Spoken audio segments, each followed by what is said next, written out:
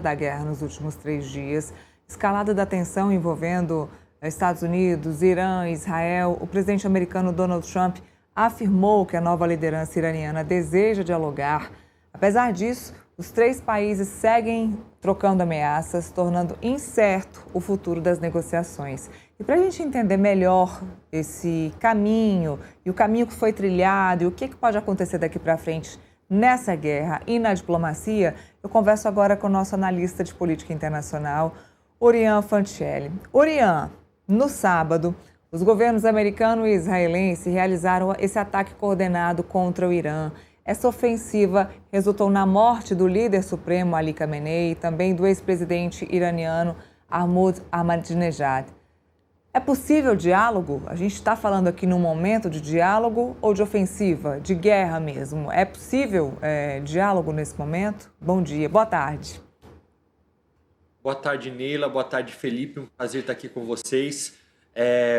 Bom, diálogo é possível se houver vontade das duas partes. É o que estava acontecendo até então, até os Estados Unidos e Israel começarem essa nova ofensiva.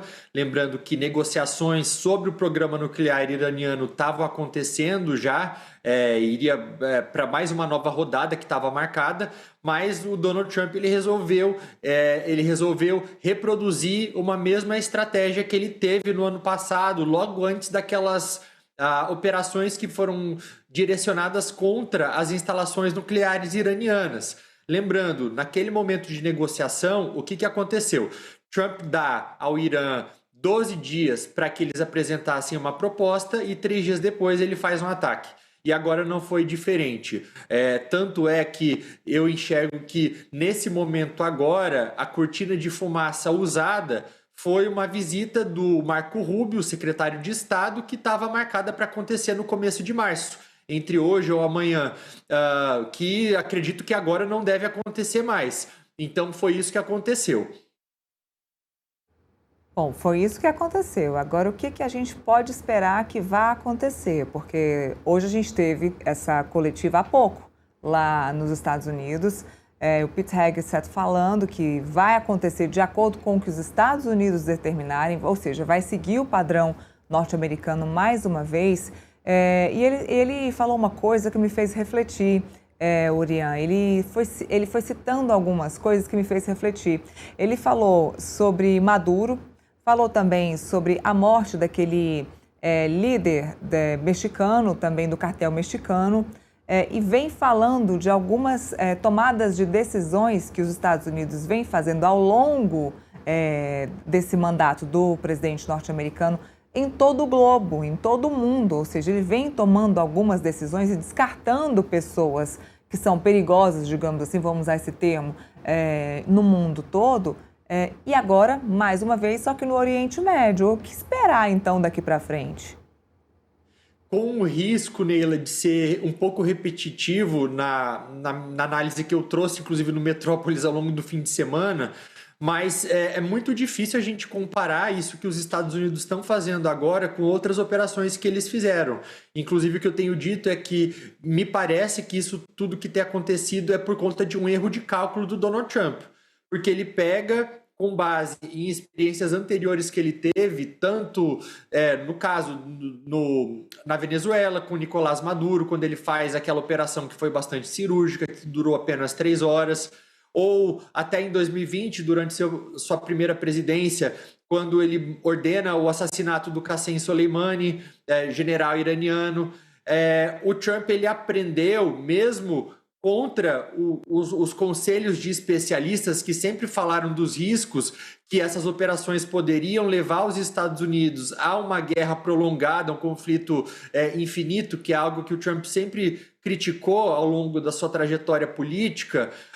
Me parece que ele foi incentivado a agir agora por conta disso, achando que seria simples, que seria rápido, mas o que a gente tem observado na prática é que tudo indica que não. Pelo menos até o momento, o que a gente tem observado é o Irã colocando em prática uma ameaça que vinha sendo feita ao longo dos últimos meses, que era de regionalização do conflito.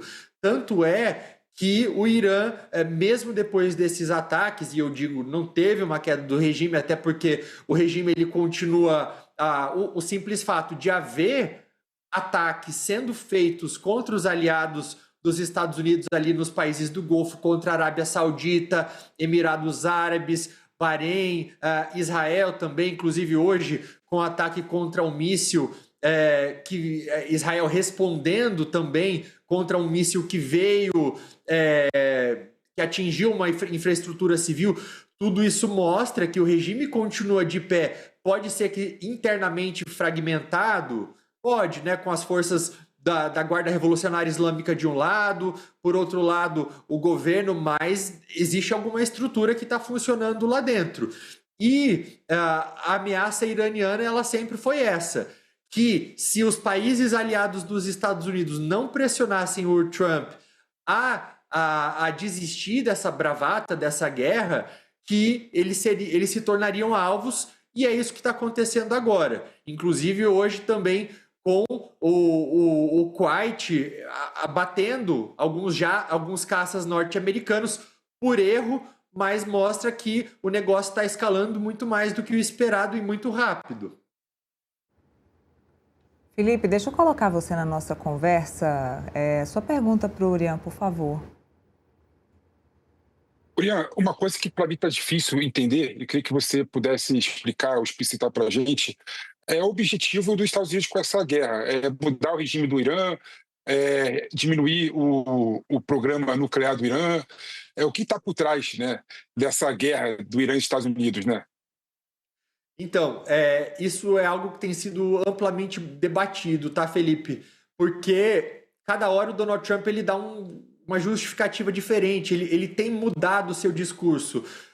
Se a gente for levar em conta aquele vídeo que ele divulgou nas redes sociais e para a imprensa também no sábado, logo depois do ataque, o que ele fala nesse vídeo? É um vídeo de 8 minutos. Ele fala que os Estados Unidos tinham como objetivo acabar com o programa nuclear iraniano, destruir os mísseis e a marinha, e é curioso, cada um desses pontos eles têm ali uma dificuldade em ser alcançado. A questão do programa nuclear iraniano, por exemplo, o Trump ele disse já, logo depois dos ataques contra as instalações de Isfahan, Natanz e Fordow no ano passado, que o programa havia sido obliterado.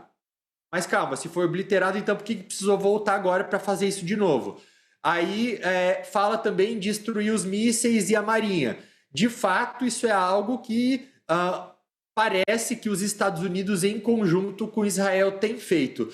Tanto é que um dos alvos tem sido os lançadores de mísseis, a infraestrutura de mísseis iraniana, a marinha também, até mesmo por uma questão econômica, com o objetivo de blindar a economia americana, a economia global. Os Estados Unidos entenderam que seria importante afundar alguns navios iranianos para que eles não tenham lá tanto aquele potencial de conseguir fechar o Estreito de Hormuz. Mas isso deve continuar a acontecer. Mais alguns objetivos que ele disse também nesse vídeo tem a ver com eliminar o apoio àqueles grupos armados, grupos terroristas apoiados pelo Irã, como é o caso do Hezbollah, que fez esse ataque contra Israel. Aí Israel já começa hoje também a fazer uma nova ofensiva contra o Líbano, então o conflito ele volta a escalar para essa parte também, até mesmo com o primeiro-ministro libanês dizendo que não vai mais permitir com que o Hezbollah ele faça operações militares no país. Então, isso já começa a tomar uma nova proporção nesse sentido também, né? Porque ao proibir as ações militares do Hezbollah, depois desse ataque contra Israel, na prática, o que acontece é uma tentativa de romper com a lógica daquela história de um Estado dentro do Estado que sempre marcou essa relação entre o Hezbollah e o governo libanês. Então, pode ser que agora seja também uma nova tentativa do governo libanês de se livrar de uma vez por todas do Hezbollah, mas isso pode ter um custo bastante grande, inclusive conflitos internos no Líbano, tá? Olha só, a gente está falando de tantos lugares diferentes, mas agora isso acontecendo também no Líbano. E o último objetivo do Donald Trump tinha a ver com mobilizar a população iraniana para que ela voltasse às ruas e tomasse as instituições. o que a gente pode falar sobre isso até agora é que, apesar de haver uma comemoração de grande parte da sociedade iraniana, enquanto houver ataques e instabilidade, a tendência é que a população fique acuada, pelo menos em um primeiro momento. As pessoas estão extremamente traumatizadas daquela repressão que aconteceu desde dezembro até agora, com 40 mil mortos, muitos ainda enterrando seus parentes, recuperando os corpos dessas pessoas.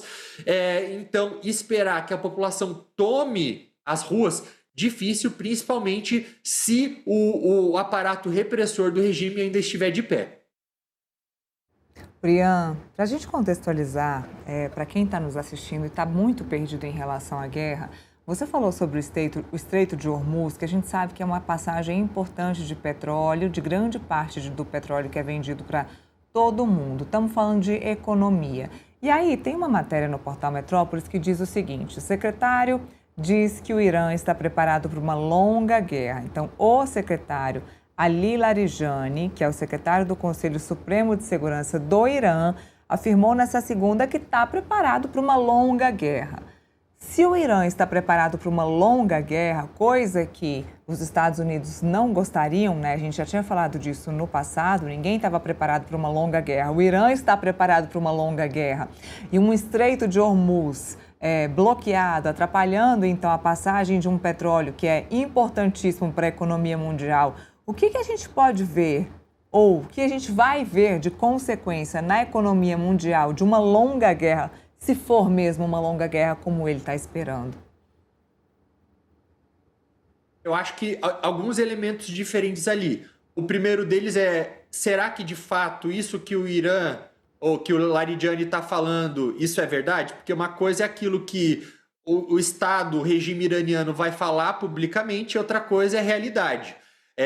O Irã ele tem apostado nessa estratégia de gotejamento, é assim que tem sido chamada, que ele faz ataques menores. Então, o que a gente tem observado não são grandes ataques, por exemplo, com 500 mísseis ao mesmo tempo, como aconteceu no ano passado, quando o Irã atacou Israel.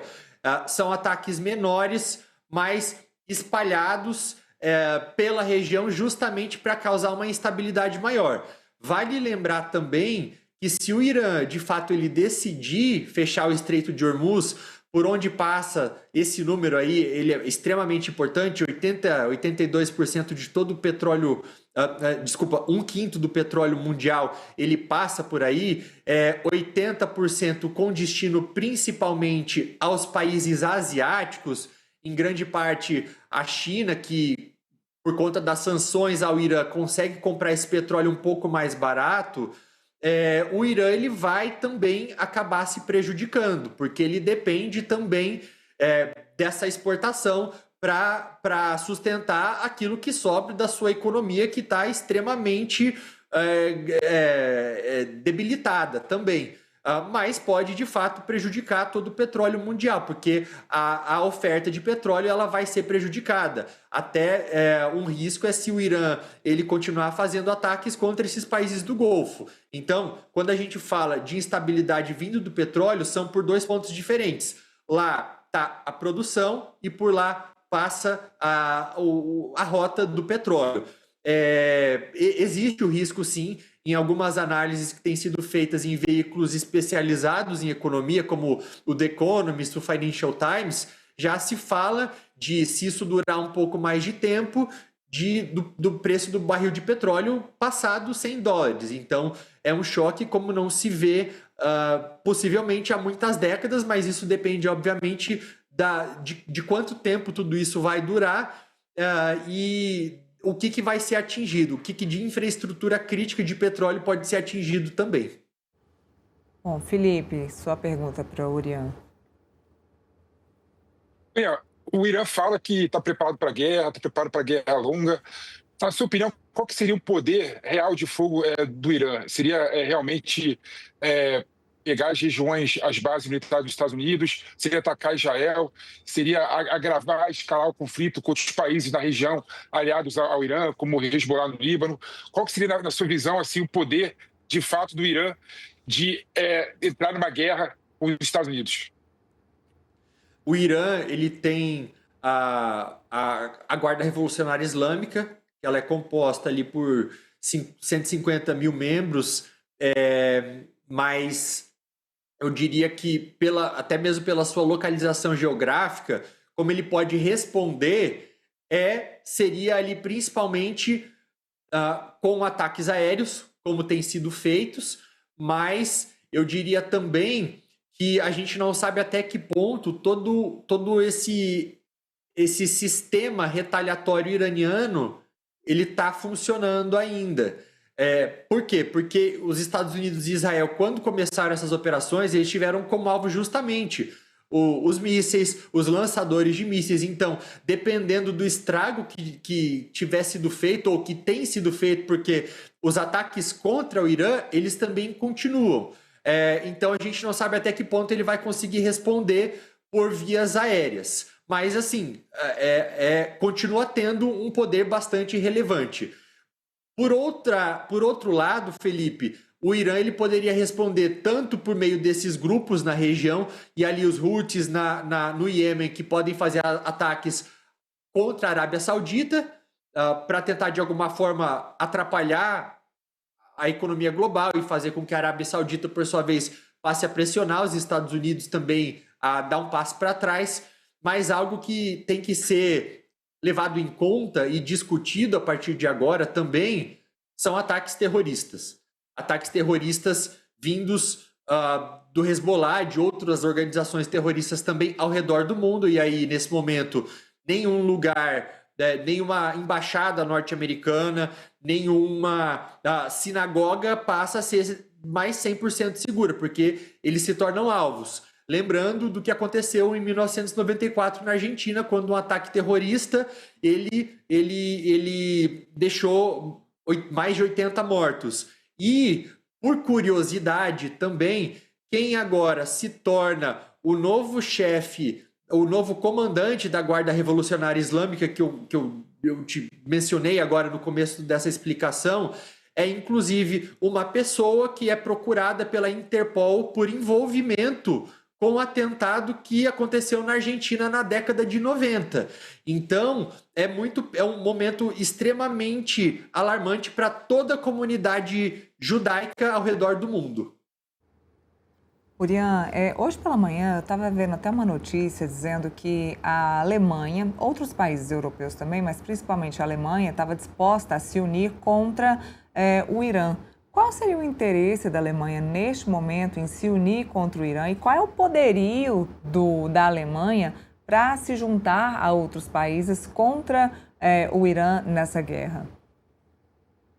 É extremamente relevante e quando a gente fala de Alemanha também, Neila, a gente está falando de um país da OTAN.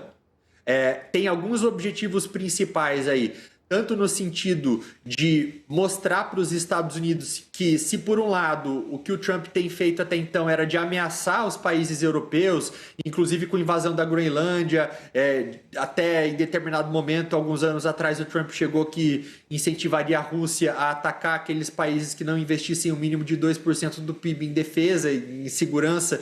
Então, é meio que mandar essa mensagem de que, olha, com a gente você pode contar, nós somos aliados. Alianças existem para isso, para multiplicar o poder norte-americano.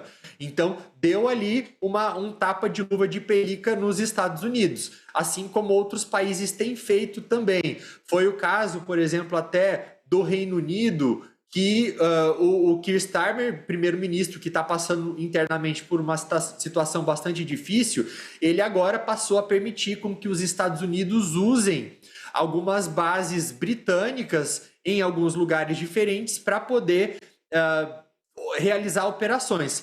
Tanto é que hoje uma base do Chipre, uma base do Reino Unido no Chipre, que é um país que faz parte da União Europeia, ela chegou a ser atingida por um drone iraniano. Então a gente já vê isso tomando toda uma nova proporção, e esses países acabam também precisando se posicionar também para não se tornarem alvos, né? Então isso acaba sendo bastante importante.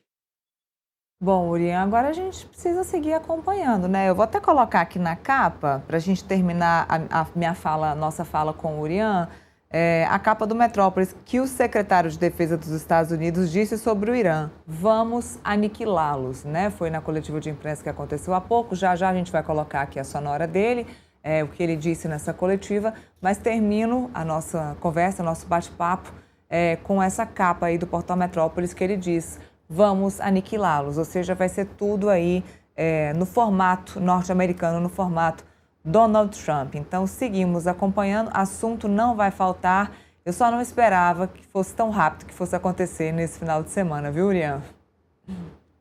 Mas a gente vem preparando a nossa audiência para isso ao longo das últimas semanas, porque estava esquentando e cada novo passo que era dado, a gente trazia aqui para todo mundo. Então, foi rápido, está escalando muito rápido, mas não surpreende.